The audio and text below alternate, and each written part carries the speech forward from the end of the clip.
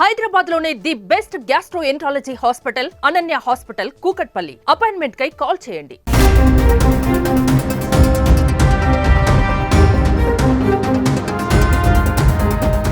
దేశంలో టోల్ చెల్లింపుల కోసం కేంద్ర ప్రభుత్వం ఫాస్టాగ్ విధానాన్ని అమల్లోకి తీసుకువచ్చిన విషయం మనందరికీ తెలిసిందే.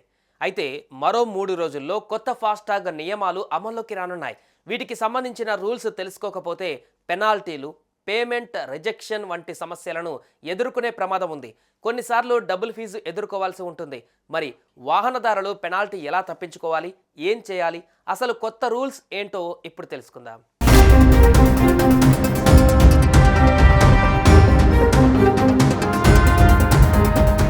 కొత్త ఫాస్టాగ్ నియమావళిని the national payment corporation of India NPCI అమల్లోకి తీసుకురానుంది. ఈ ఫాస్టాగ్లో బ్యాలెన్స్ ధృవీకరణకు సంబంధించిన 2 కీలకమైన మార్పులతో NPCI టోల్ నిర్వహణ కోసం మార్గదర్శకాలను తీసుకువచ్చింది. ఇవి పెనాల్టీలను నివారించడంతో పాటు సజావుగా వాహనాలు ముందుకు వెళ్లేందుకు ఉపయోగపడతాయి. కొత్త ఫాస్టాగ్ నియమావళి ఫిబ్రవరి 17 నుంచి అమల్లోకి రానుంది. ఈ నేపథ్యంలో ఫాస్టాగ్ రూల్స్లో కీలక మార్పులు చేసింది.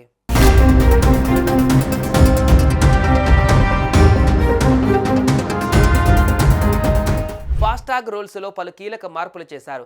ఫాస్టాగ్ లావాదేవీలు జరపకుండా వెళ్లే వాహనాలను బ్లాక్ లిస్ట్లో పెట్టనున్నారు. అలాగే టోల్ బూత్ చెల్లించే దాదాపు గంట సమయం ముందు ఖాతాలో బ్యాలెన్స్ తక్కువ కాకుండా చూసుకోవాల్సి ఉంటుంది. ఖాతాలో బ్యాలెన్స్ తక్కువగా ఉన్న బ్లాక్ లిస్ట్లో పెట్టే అవకాశం ఉంది. ఇక రవాణా కార్యాలయంలో వాహన రిజిస్ట్రేషన్కు అనుగుణంగా KYC లేకున్నా బ్లాక్ లిస్ట్లో పెట్టనున్నారు. టోల్ ప్లాజాల వద్ద లావాదేవీలు జరిగి 10 నిమిషాల అనంతరం ఫాస్టాగ్ ఇన్యాక్టివ్ అయినా ఇబ్బంది ఎదుర్కోవాల్సి వస్తుంది. ఫాస్టాగ్ రూల్స్ సక్రమంగా లేకుంటే సిస్టమ్ ఎర్రర్ కోడ్ 176 చూపిస్తుంది. దీంతో ప్రభుత్వ నిబంధనల ప్రకారం వాహనానికి రెట్టింపు టోల్ రుసుము వసూలు చేస్తారు.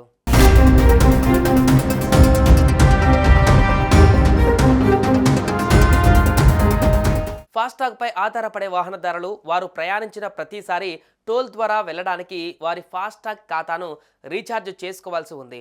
ఒక్క బ్యాలెన్స్ మాత్రమే కాదు, KYC వెరిఫికేషన్ పూర్తి చేయకపోవడం, చాసిస్ నెంబర్కు వెహికల్ నెంబర్కు మధ్య పొంతన లేకపోవడం వంటి కారణాలతో కూడా ఫాస్టాగ్ బ్లాక్ లిస్ట్లోకి వెళ్తుంది.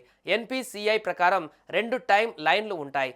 ఫాస్టాగ్ రీడ్ టైంకి 70 మినిట్స్, రీడర్ టైం తర్వాత 10 మినిట్స్. ఈ లిమిట్ దాటితే అదనంగా ఛార్జీలు వసూలు చేస్తారు. ముఖ్యంగా బ్లాక్ లిస్టింగ్ను నివారించడానికి KYC క్రమం తప్పకుండా అప్డేట్ చేయడం పూర్తి చేయాల్సి ఉంటుంది.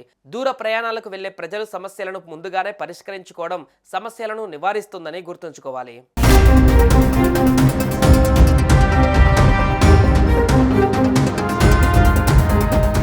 ఫాస్టాగ్ బ్లాక్ లిస్ట్ అంశం పైన వాహనదారులు అవగాహన కలిగి ఉండాలి. ఉదాహరణకు ఉదయం 9 గంటలకు మీ ఫాస్టాగ్ బ్లాక్ లిస్ట్లోకి వెళ్ళిందనుకుందాం. ఒకవేళ మీరు 10 గంటల 30 నిమిషాలకు టోల్ ప్లాజాకు చేరుకుంటే మీ లావాదేవీ రిజెక్ట్ అవుతుంది. అదే 70 నిమిషాల్లోగా బ్లాక్ లిస్టుకు సంబంధించిన బ్యాలెన్స్ నింపడం, పెండింగ్ KYCని పూర్తి చేయడం చేస్తే లావాదేవీ సజావుగా పూర్తవుతుంది. అదేవిధంగా టోల్ రీడ్ జరిగిన 10 నిమిషాల తర్వాత కూడా బ్లాక్ లిస్ట్లో ఉన్న ఆ లావాదేవీ తిరస్కరిస్తారు.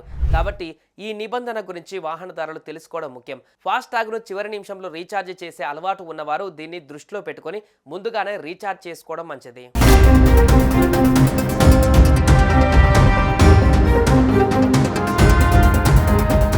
సుమన్ టీవీలో మీ పర్సనల్ అండ్ బిజినెస్ ప్రమోషన్స్ కోసం కింది నెంబర్కి కాంటాక్ట్ చేయండి.